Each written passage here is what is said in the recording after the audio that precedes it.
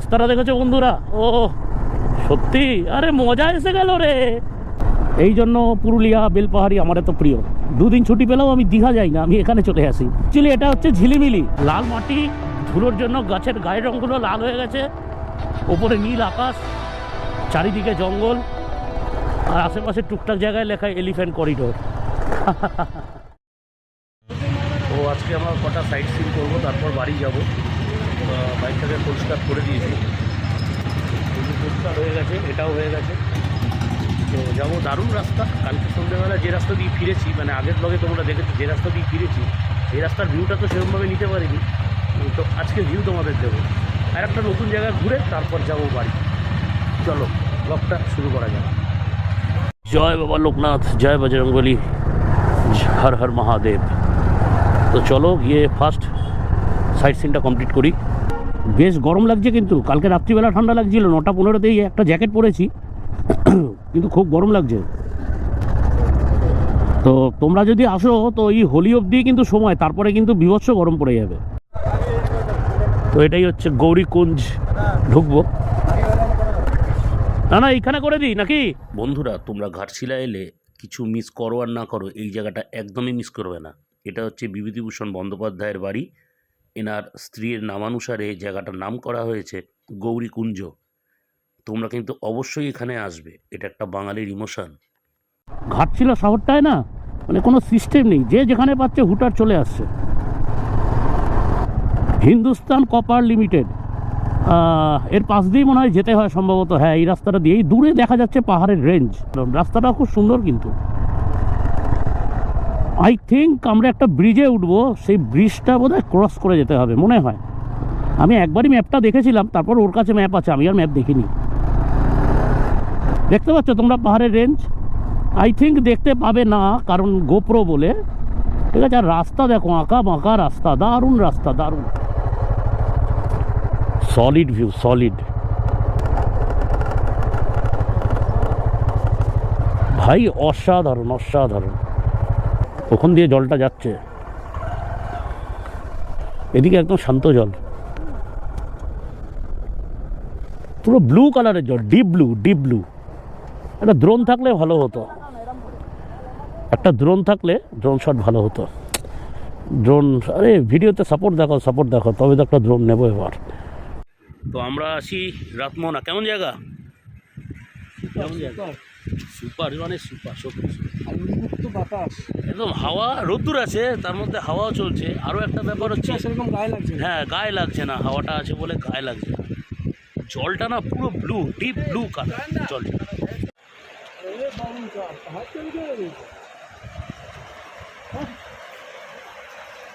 পাগলামি দেখছো? আমার যে গ্রুপে আছে যারা, তার গ্রুপের লোকদের বলছি, এর জন্য কিছু একটা কথা বলে দাও। এরকম ডেঞ্জারাস জায়গা দিয়ে গেল, আর যদি কোনো বিপদ আপদ হয় কে দেখবে ওকে? কে বাড়ি নিয়ে যাবে?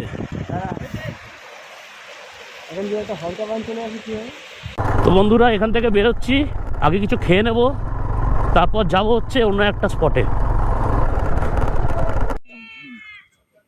আমি তো জুতো খুলি না। তুই মুড়ি খাবি না? মুড়ি খাবি, ঝাল মুড়ি, পেঁয়াজ ছাড়া। রাউন্ড মেরে যাচ্ছি, তারপরে হলো না। ও দূরে পাহাড়, কি অসাধারণ সৌন্দর্য। আমার মনে হচ্ছে ওটা হচ্ছে পাহাড় ভাঙা, কিন্তু আমরা পাহাড় ভাঙা যাবো না। যাবো না মানে প্রোগ্রাম ছিল যাওয়ার, ওটা একটু ক্যান্সেল হয়েছে। আমরা যাব হচ্ছে বেলপাহাড়ি। বেলপাহাড়িতে আমি রাইড করে এসেছি। বেলপাহাড়িতে আমার দুটো স্পট খালি ভিজিট করা হয়নি, এক হচ্ছে কেতকি লেক, আর একটা হচ্ছে খান্দারানি। তা ওটাই এখন ইচ্ছা আছে কমপ্লিট করা, জানি না কতটা পারবো। গ্রুপ রাইড তো, আমার একার মধ্যে কোনো কিছু হয় না। ঝাড়খণ্ড মানেই তো মনে হচ্ছে অফ রোড। রোড কোথায়? মেন হাইওয়ে ছাড়া বেশিরভাগ ঝাড়খণ্ডের ভেতরের রোড কিন্তু এইরকমই, ভাঙাচোরা রাস্তা নয়, এইরকম লাল মাটির রাস্তা, সুটকির রাস্তা, এরকম। কোথায় নিচে নামবো? এখান দিয়ে নেমে কোনো লাভ নেই, তেমন কিছু এখানে ভিউ নেই, তেমন কিছু ভিউ নেই রে। ওই ব্যারেজ 1 2 3 4 5 6 7 8 9 10 11 12 13 14 15 16টা ব্যারেজ, মানে 16টা ডোর আছে। আর এইটার জলটাই একমাত্র খোলা, কারণ এখন তো শীতকাল, জলও নেই সেরকম। এটাও কিন্তু সুবর্ণরেখা নদী। কোথায় গিয়ে ছবি তুলছে? তুলছে, কি করবে, ওদের ভালো লাগছে হয়তো। জলের কালারটা কিন্তু ব্ল্যাক টাইপের, না ব্ল্যাক টাইপের। ওই যে সিদ্ধেশ্বর হিলটপ আচ্ছা আচ্ছা, দেখতে পাচ্ছি একটা ওপরে মন্দির, ওটা হচ্ছে সিদ্ধেশ্বর হিলটপ। আমরা যাব না, ওকে। এদিকে পুরো পাহাড়, পাহাড় ভাঙা। আমাদের যাওয়ার কথা ছিল, এবারে যাওয়া হবে না, যখন জামশেদপুর করব তখন করব। তো চলো তাহলে এখান থেকে বেরোই, বেশি সময় নষ্ট করে লাভ নেই। তারপর আবার দেখা হচ্ছে অন্য একটা স্পটে। জানি না বন্ধুরা, এত গালুডি ব্যারেজ নিয়ে কেন এত হাইপ। না, আমার কিন্তু খুব একটা ভালো লাগেনি, এমন কিছুই লাগেনি আমার। তার থেকে আমার মনে হয় দুয়ারসিনি খুব ভালো জায়গা, যেটা এখনও পর্যন্ত সকলে জানে না, রিয়েলি বলছি। আমার তো হেভি কিছু লাগলো না, পাহাড়গুলো অনেক দূরে দূরে, অস্পষ্ট টাইপের, ঠিক আছে। তো চলো, আজকে তো জানো কলকাতা ফিরবো, কিন্তু তার আগেও দুটো ভালো ভালো পয়েন্ট আছে স্যার। দুটো ভালো পয়েন্ট কি বলছি, তিনটে চারটে ভালো পয়েন্ট আছে, আজকেই এক্সপ্লোর করবই। চলো, হয়তো ভালো লাগছে এটা দেখতে, এই রাস্তাটা থেকে দূর থেকে। গালুডি ব্যারেজে গিয়ে ভালো লাগছে না, এই যে রাস্তাটা, এটা বেশ ভালো লাগছে। আমরা ন্যাশনাল হাইওয়েতে উঠে গেছি, এই পাহাড়টাকে দেখো কেমন ন্যাড়া পাহাড় টাইপের।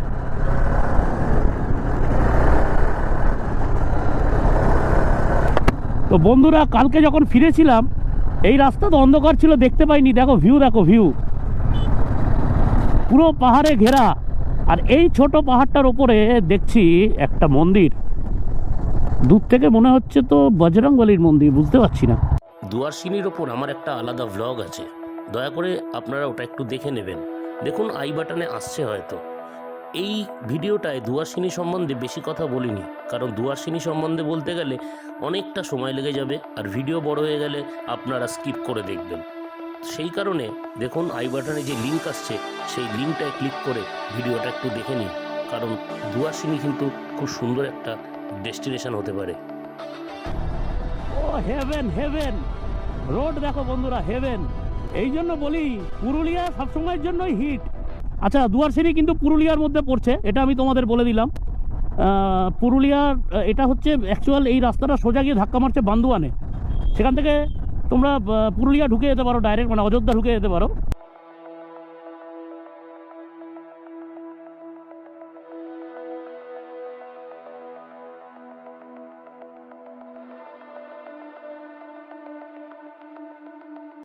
এই ভিডিওটা স্কিপ করো না বন্ধুরা, আমার ওয়াচ টাইম বারুক না বারুক সেইটা না ভেবেই আমি বলছি।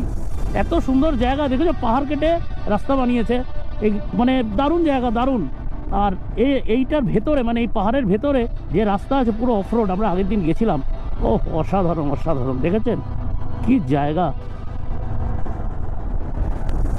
দেখেছো, আমি ক্যামেরা বন্ধই করতে পারছি না বন্ধুরা, বন্ধই করতে পারছি না আমি।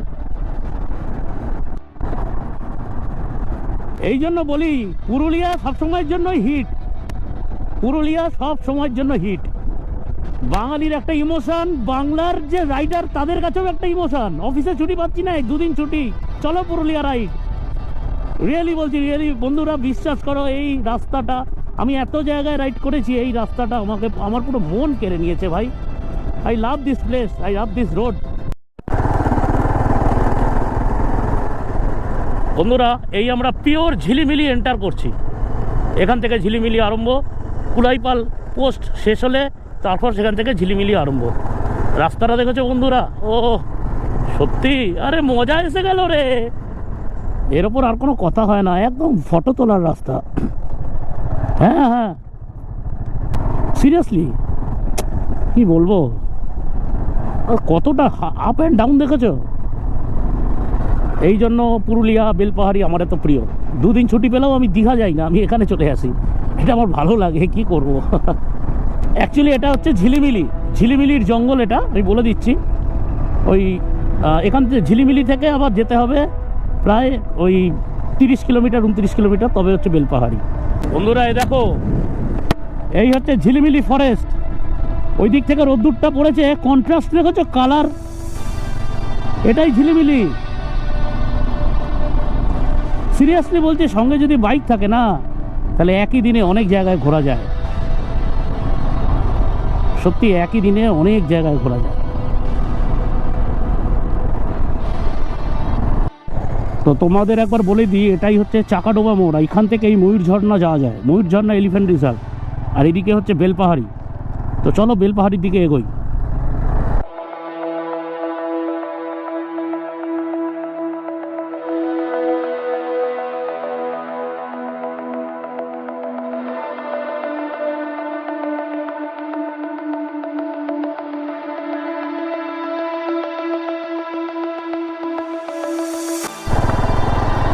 তো বন্ধুরা, আমরা ঢুকে পড়েছি খান্দারানি লেকের রাস্তায়।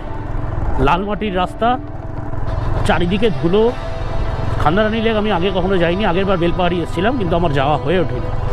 তো চলো দেখি কি আছে খান্দারানি লেকে। অসাধারণ কন্ট্রাস্ট এই জায়গাটা।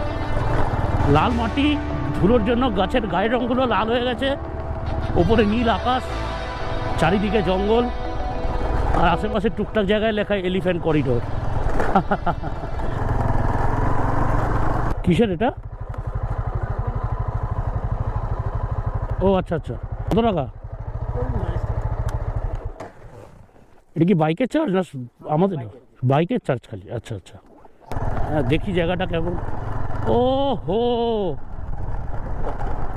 তো দারুণ জায়গা। আমি তো ভাবতেই পারিনি এত সুন্দর জায়গা। ওখানে মাছ ধরছে, জলটা পুরো আকাশের রংটা রিফ্লেক্ট হচ্ছে। কেমন জায়গাটা? আমার মনে হচ্ছে ওটা হচ্ছে গাদ্রাসিনি হিল, মনে হচ্ছে আমার, আমি জানি না, মনে হচ্ছে ওটা গাদ্রাসিনি হিল। তো দারুণ জায়গা এটা, দারুণ দারুণ।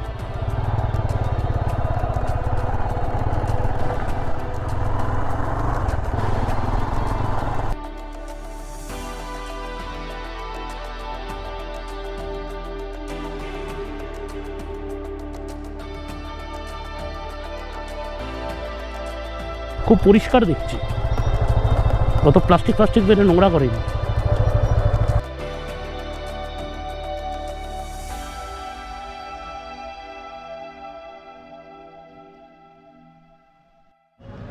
এই হচ্ছে চিকেনটা দিয়ে গেল, জাস্ট দিয়ে গেল।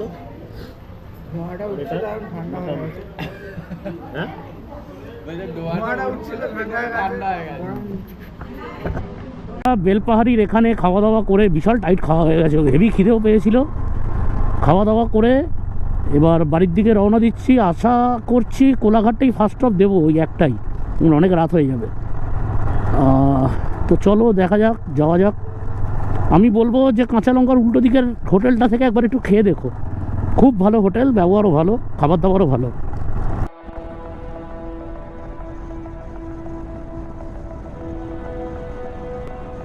ঝাড়গ্রাম ক্রস করছি, 4:29 বাজে, জানি না কটায় পৌঁছবো। তো এমনি ভালো রাইড হচ্ছে, রাইড ভালো হচ্ছে। ঝাড়গ্রাম আমি আগের বারে যখন এসেছিলাম তখন বিনপুর দিয়ে এসেছিলাম আমি।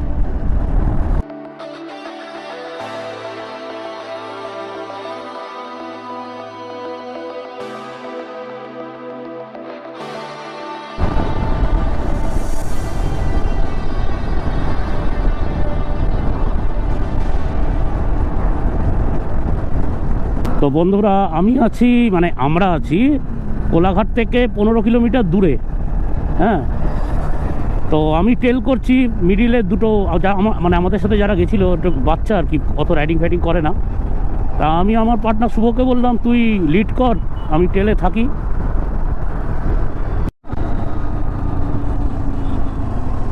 তাই কোলাঘাট থেকে দুজন চলে যাবে তার বাড়িতে, আলাদা হয়ে যাবে। যে যারা দুজন মিট করেছিল কোলাঘাটে তারাই এখান থেকে আলাদা হয়ে যাবে। তো আমরা তখন 3 জন ফিরবো।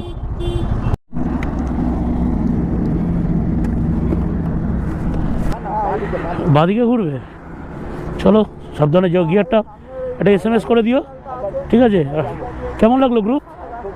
তাহলে আবার হবে তো রাইড? আচ্ছা। ওরা যাবে হচ্ছে এখান থেকেও 62 কিলোমিটার, অনেকটা ভেতর দিকে। আর আমরা যাব হচ্ছে ডানলপ, ওটাই আমাদের শেষ ডেস্টিনেশন। ভিডিওটা আর বাড়াবো না, আর বাড়ানোর কিছুই নেই, একদম 80, 90, 100 এর মধ্যে ট্রেনে ঠিক বাড়ি চলে যাব। তো ভিডিওটা কেমন লাগলো বলো তোমাদের? অবশ্যই যদি ভালো লাগে তাহলে একটা কমেন্ট করে দিও, প্লিজ একটা ভালো দেখে কমেন্ট করে দিও, ভিডিওটা লাইক করে দিও। তোমাদের অনেক অনেক সাপোর্ট আমার লাগবে। তোমরা তো বুঝতেই পারছো, এই যে যেখানে ঘুরে এলাম সেখানে অনেক স্পট ছিল, ড্রোন ক্যামেরায় দারুণ লাগতো। তা ড্রোনটা কিনবো কীভাবে? তোমাদের সাপোর্ট তো লাগবে নাকি? তো চলো, গুড নাইট, আমরাও বাড়ি যাই। সবাইকে বলে দিয়েছি গ্রুপে SMS করতে, অবশ্যই করে দেবে আমি জানি।